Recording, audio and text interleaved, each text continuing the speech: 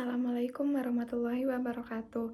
Perkenalkan, nama saya Zawaratul Mufarokah dengan NIM 240202110202. Di sini saya akan mempresentasikan hasil resum dari buku Hukum Perjanjian Syariah.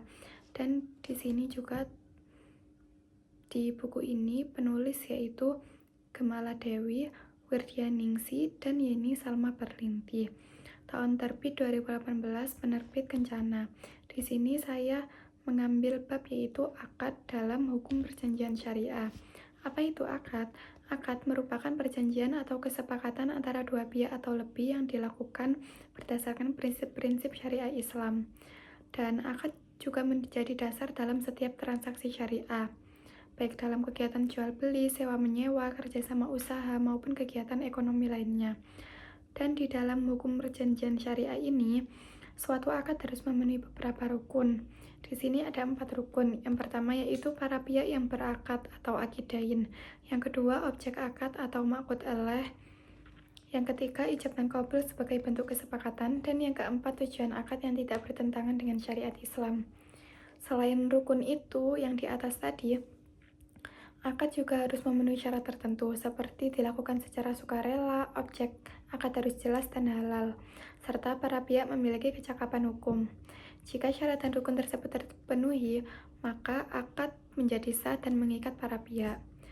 Dan di dalam hukum perjanjian syariah ini juga terdapat beberapa asas penting, yaitu asas kebebasan berkontrak, keadilan, amanah, persamaan, dan kemanfaatan. Asas-asas tersebut bertujuan untuk menciptakan hubungan hukum yang adil dan memberikan manfaat bagi semua pihak.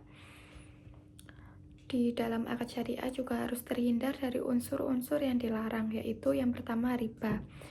Apa itu riba? Riba yaitu tambahan yang tidak dibenarkan dalam transaksi. Dan yang kedua gharar, yaitu ketidakjelasan dalam perjanjian. Dan yang ketiga maisir, yaitu perjudian atau spekulasi yang berlebihan. Apabila salah satu pihak tidak melaksanakan kewajibannya sesuai perjanjian, maka dapat terjadi wan prestasi.